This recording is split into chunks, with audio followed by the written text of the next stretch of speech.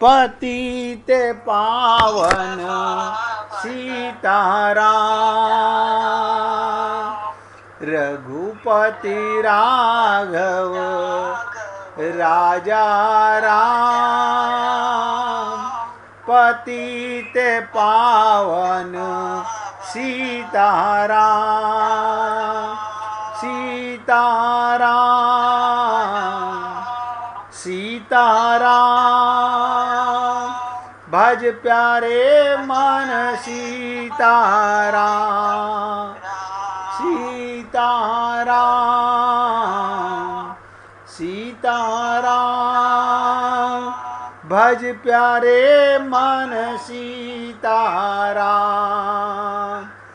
रघुपति राघव राजा राम, पतित पावन सीताराम, सीताराम, सीताराम, भज प्यारे मन सीताराम। सभी पुण्यात्मा एकाग्रचित्त होकर सुनिए। आपको लगता होगा कि मैंने कौन से राम की स्तुति लगवाई। अभी आपने उच्चारण किया, जो प्रत्येक जीव का पति है। आप जीव हो और आपका सदा साथ रहने वाला पति परमात्मा, मैंने उसकी स्तुति लगवाई। मैंने कोई दशरथ के पुत्र की, अयोध्या के राजा की नहीं कर लगवाई ये स्तुति। ये जो आपने उच्चारण किया अभी, रघुपति, रघु माने जीव, और उसका पति कौन? राजा राम, जो तुम्हारे हृदय में राज कर रहा है। तो हे पुण्य आत्माओं, परमात्मा कोई व्यक्ति नहीं है, ये बार बार ध्यान रखना। परमात्मा केवल आनंद की अनुभूति का नाम है, अमृत का साक्षात्कार है। यानी जिस दिन तुम्हें ये विश्वास हो जाएगा कि राम मरे तो मैं मरूं, अमृत से पुत्र, बताइए आप अमृत के पुत्र हो लेकिन डरते रहते हो। हाय अब मर जाएंगे, अब हम बीमार हो गए, अब हम परेशान हो गए, अब हमारे पर दुख आ गया, अब हमारा बुढ़ापा आ गया, अब हमारी उम्र हो गई। ये क्या है हमारे अंदर? अमृत का साक्षात्कार, चैतन्य की प्रतीति। अब आप बताओ, आप अपने को चैतन्य नहीं मानते तो चैतन्य की प्रतीति कैसे करोगे? परमात्मा कोई व्यक्ति नहीं, परमात्मा केवल, अब देखो मैं राज की बात बताने जा रहा हूं जिस पर आज आपके साथ साधना कराऊंगा। परमात्मा केवल शक्ति है, ऊर्जा है, और ऊर्जा का ही तो सारा खेल है। आप कहेंगे ऐसे कैसे समझे? आपके शरीर में आप एक ऊर्जा के रूप में रहते हो, आप एक ऊर्जा के रूप में रहते हो, पावर के रूप में रहते हो, चेतन रूप में रहते हो। आपको अपना पता नहीं, आप तो अपने को शरीर मानते हो। अच्छा, बिना ऊर्जा के शरीर को आप मैं मान सकते हो? कोई बता दे। अगर आप के शरीर में ऊर्जा ना हो तब आप बोल सकते हो कि मैं शरीर हूं? है कोई संसार में ऐसा? इसलिए परमात्मा शक्ति स्वरूप है, और हम उस शक्ति के अंश ऊर्जा रूप हैं, और ऊर्जा का ही तो सारा खेला है। कहीं वही शक्ति, ध्यान दो, कहीं वही शक्ति हरी होकर वृक्ष हो गई, लाल होकर फूल हो गई, कहीं वही शक्ति सूरज बन गई, कहीं वही तारे बन गई, कहीं वही शक्ति तुम्हारे भीतर सुन रही है, अभी वही शक्ति मेरे भीतर बोल रही है। अभी नहीं, उससे कुछ भिन्न है ही नहीं। हम सब उसमें एक हैं, अभिन्न नहीं हैं। हम किसी से उससे कभी भिन्न हो नहीं सकते, इसे बोलते हैं अभिन्न। और आप हम लोग, अरे पता नहीं भगवान कब मिलेंगे, इतने वर्ष हो गए सत्संग सुनते हुए। हमारा हाल देखो क्या है, मतलब उससे अलग नहीं है। इन कानों पर सुनने पर भी विश्वास नहीं है कि उसके बिना मैं सुन नहीं सकता, मगर उसे अनुभव नहीं कर पाता। कोई मुझे बता दो, बिना परमात्मा के सुन सकते हो, बिना परमात्मा के देख सकते हो, बिना परमात्मा के चल सकते हो, बिना परमात्मा के खा सकते हो? आपके घर में इलेक्ट्रिसिटी सप्लाई आना बंद कर दे तो आपके सारे उपकरण अपने आप से तो काम नहीं करेंगे। ऐसे ही राजा का शरीर हो या चींटी का शरीर हो, शरीर तो मुर्दा है, उसमें ऊर्जा, और उसे हम जानते नहीं। बताओ, अपने आप को नहीं जानते। और मैं अभी कल भी कहा था, परसों भी कहा था कि भगवान श्री कृष्ण से उद्धव ने पूछा कि प्रभु मूर्ख किसे कहते हैं, मूर्ख किसे कहते हैं? तो उन्होंने कहा जो अपने को शरीर माने वो मूर्ख, और जो शरीर के दुखों से दुखी हो वो महामूर्ख। और मैंने कहा ना, मैं नहीं बोल रहा हूं, वही ऊर्जा शक्ति बोल रही है, आपके कानों से वही ऊर्जा शक्ति सुन रही है। और मैंने ये भी निवेदन किया, उससे कुछ भी है भी नहीं, हम सब उसमें हैं, एक हैं, अभिन्न नहीं हैं। आपको लगता होगा कि पानी में बुलबुला, हाँ नजर आता है, अलग है, लेकिन अलग होता है क्या? आता तो है, अलग आता तो है, लेकिन होता नहीं है। इसलिए हे पुण्य आत्माओं, पूरी एकाग्रता से समझने का प्रयत्न कीजिएगा। प्रत्येक क्षण को, हर सांस में आनंद की अनुभूति हो, हाय हाय नहीं। प्रत्येक क्षण को, प्रत्येक सांस को महोत्सव बना लो, उत्सव बना लो, तब फिर तुम्हें परमात्मा को नहीं खोजना पड़ेगा। क्या बताओ? जब तुमने हर क्षण आनंद की अनुभूति करने की कला सीख ली, कला, जैसे आपने देखा बहुत से लोग कला सीख लेते हैं और उसे अपना महोत्सव बना लेते हैं। जैसे मछली को तैरने की, उसने तैरना महोत्सव बना लिया।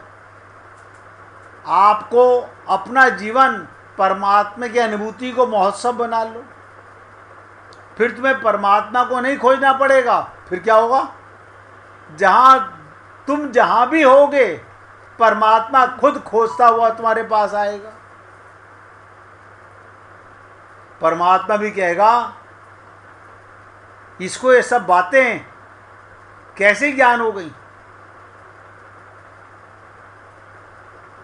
अक्सर हम लोग एक बहुत बड़ी त्रुटि करते हैं,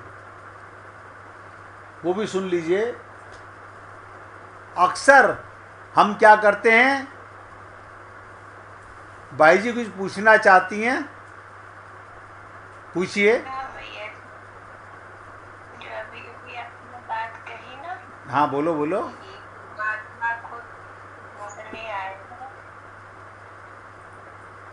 हाँ कहा मैंने, और ब्रीफ कर देता हूँ। जब तुम आनंद में रहने लगोगे तो परमात्मा, कहते हैं ना, भगवान ने क्या कहा, अहम भक्त पराधीना, मैं उसके अधीन हो जाता हूँ। भगवान से पूछा किसी ने कि प्रभु आप कहाँ रहते हो? बोले मैं भक्तों के हृदय में रहता हूँ। भक्त की क्या पहचान? जो हर सांस में अपना महोत्सव मना लेता है, मुझे अनुभव करता है, उसमें परमात्मा उसे खोजता हुआ वो कहता है मेरा घर कौन सा। परमात्मा कहाँ अपनी अनुभूति देगा?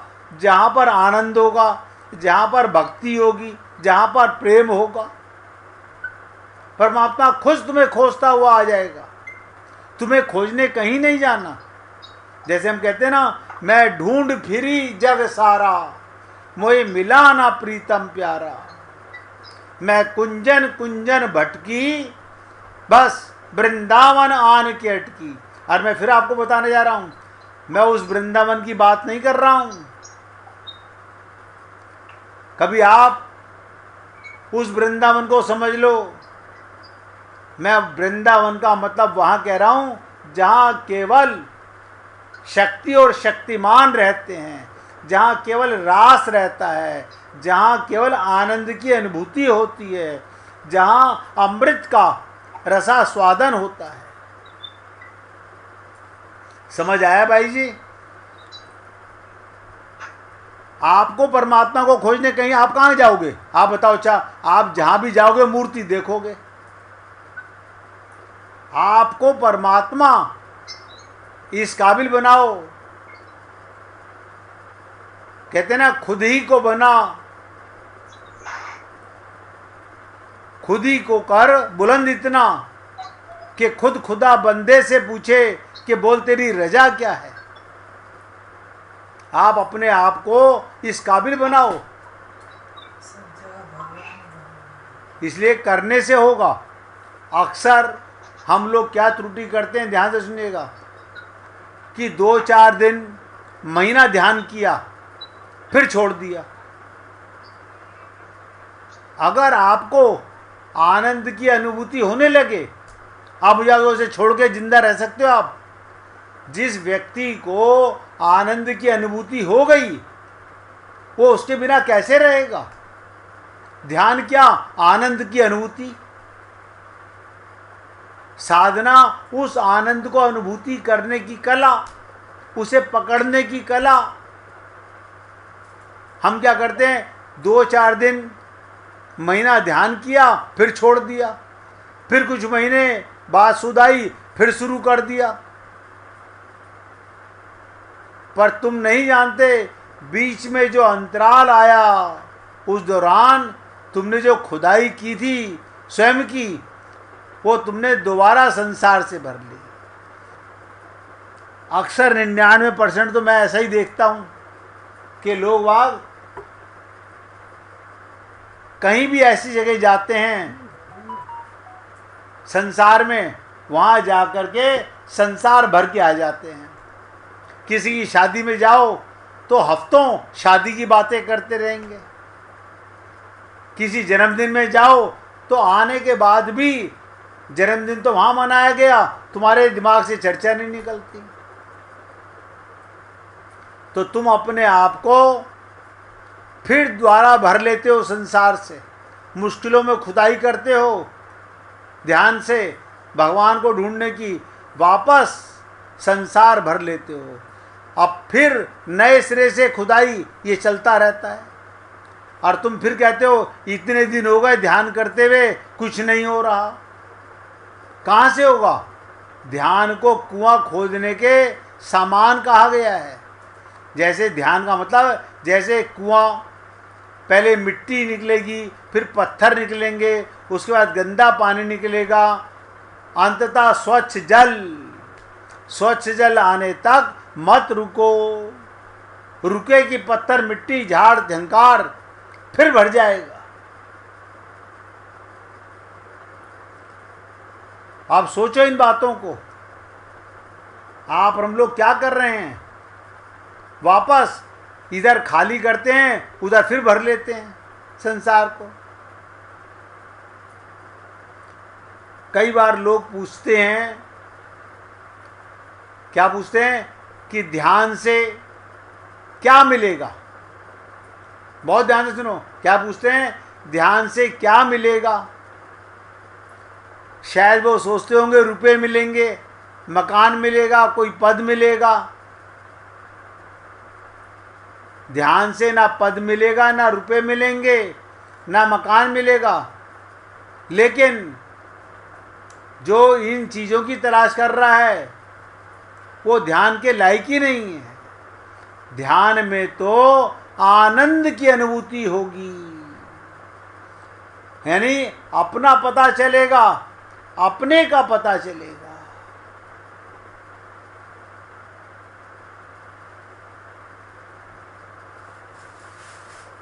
देखो, मैं आप लोगों से निवेदन करता रहता हूं,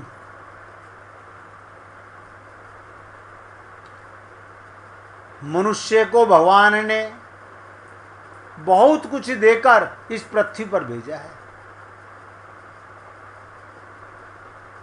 मनुष्य को भगवान ने बहुत कुछ देकर इस पृथ्वी पर भेजा।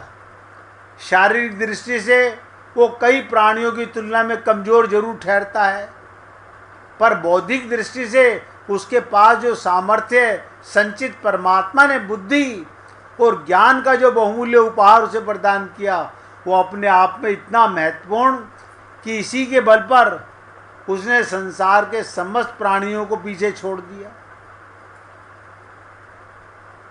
कोई व्यक्ति दूसरे से तुलना करके अपने को भले ही अभावग्रस्त और असहाय समझे, लेकिन वास्तविक ये है कि ना वह अभावग्रस्त है, ना निर्बल है, ना निर्धन है। यूँ तो रोना ही रोना, तो संपन्न से संपन्न व्यक्ति भी अपने पास किसी वस्तु के अभाव की बात सोचे, असंतोष की आग में जलते रहें, लेकिन वास्तविक ये है कि दयनीय से दयनीय हालत में पड़ा रहने वाला मनुष्य भी अभावग्रस्त नहीं हो सकता। हर पल भगवान का अभाव है। आप बिना आत्मा परमात्मा के कभी रह ही नहीं सकते। जिस दिन आपको ये पता चल गया मैं परमात्मा के बिना एक सेकंड नहीं रह सकता, तो कहाँ जाओगे? जहां परमात्मा जाएगा। अब बताओ, उसको भूल जाना, यहां पर किस लिए आए थे? उस आनंद की अनुभूति करने के लिए, ध्यान साधना करके सदा के लिए माला माल होने के लिए। अपनी इंपॉर्टेंस को, अपनी सर्वोपरिता को प्रत्यक्ष रूप से स्वीकार किए जाने के बाद भी मनुष्य की अंतरंग चेतना में श्रेष्ठता का भाव छिपा हुआ है। दुखी से दुखी व्यक्ति भी अपने दुखों से छुटकारा पाने के लिए मरना पसंद नहीं करता। देखो,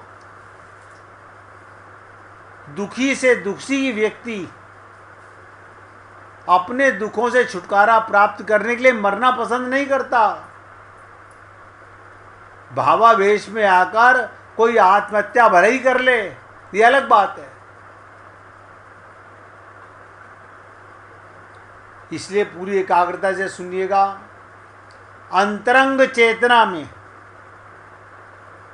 अंतरंग चेतना में मनुष्य जीवन की श्रेष्ठता का भाव इस प्रकार अपनी जड़ें जमाए हुए है कि कोई भी व्यक्ति किसी भी परिस्थिति में अपने जीवन को खोना नहीं चाहता।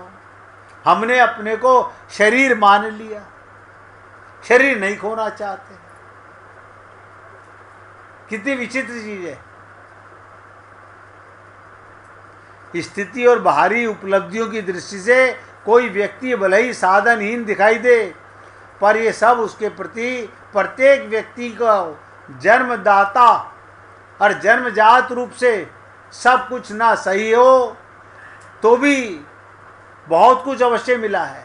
आप सोच के देखिएगा, साधन संपन्न मनोबल प्रत्येक मनुष्य के पास है। बुद्धि की चमत्कारी क्षमता उसे प्राप्त है। इस क्षमता से इस संसार में उपलब्ध अगणित विशेषताएं पदार्थों को अपने लिए प्रत्युक्त करता रहता है और अपनी बुद्धि कौशल से उसने ज्ञान विज्ञान की अनेक शाखाओं का निर्माण कर लिया और अपनी सुविधा सामग्री को असीम मात्रा में बढ़ाया भी है। लेकिन आज आप और हम लोगों को लगता है कि संसार ने कितनी, साइंस ने कितनी तरक्की कर ली। आप और हम लोगों को नजर आता है जिस चीज का आज आप आनंद ले रहे हो ये तो पहले भी थी, लेकिन हमने खोज की, रिसर्च की, उसे संचित किया, उसका सदुपयोग किया, आज उसका आनंद कर ले रहे हो। ये सब जानते हैं। इलेक्ट्रिसिटी की खोज हुई, पहले अंधकार में रहते थे। गैस की खोज हुई, ऊर्जा की खोज हुई। ये सब चीज़ें आज आप उसका इस्तेमाल कर रहे हो, पर इतना होने पर भी मनुष्य को संतोष नहीं हुआ। ये आश्चर्य की बात है,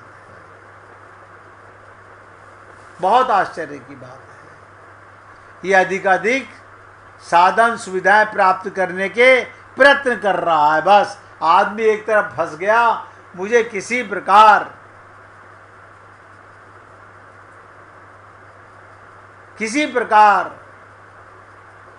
और ज्यादा साधन संपन्न प्राप्त करना चाहता है। अब आपको आखिरी बात बताने जा रहा हूं, उसके बाद चर्चा करेंगे साधना की। और मैंने आपसे निवेदन किया, आज 6ठा दिन है साधना का, 6 हफ्ते हो जाएंगे। इसके बाद साधना जब करेंगे, जब आप और हम सब लोग साथ बैठकर करेंगे। हाँ, कोई पूछना चाहेगा तो उसको जरूर बताने का प्रयत्न करेंगे। हर मनुष्य अपना अपना आत्मनिर्माण करे। बहुत ध्यान से सुनिएगा, हर मनुष्य अपना अपना आत्मनिर्माण करे। आप कहेंगे आत्मनिर्माण करे?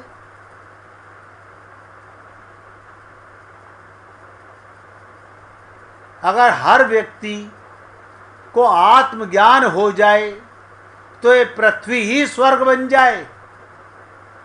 फिर मनुष्यों को स्वर्ग जाने की इच्छा करने की नहीं, वरन देवताओं को पृथ्वी पर आने की आवश्यकता अनुभव होगी। दूसरों की सेवा सहायता करना पुण्य है, पर अपनी सेवा सहायता करना इससे भी बड़ा पुण्य है। क्या, कैसे करें? अपने शारीरिक, अपने मानसिक, अपने आर्थिक, सामाजिक, आध्यात्मिक स्थिति को ऊंचा उठाना, अपने को एक आदर्श नागरिक बनाना, इतना बड़ा धर्म कार्य है जिसकी तुलना अन्य किसी भी पुण्य परमार्थ में नहीं हो सकती। इसलिए हे पुण्य आत्माओं, 1 मिनट भगवान का कीर्तन करेंगे और इससे बाद में आपके साथ सत्संग पर, उस साधना पर चर्चा करेंगे जिससे आप और हम लोग निराकार, अपना आकार, चेतन और चेतन परमात्मा का साक्षात्कार की अनुभूति कैसे कर सकते हैं, इस पर अब चर्चा करेंगे। पहले 1 मिनट भगवान का कीर्तन करेंगे। हरे कृष्ण हरे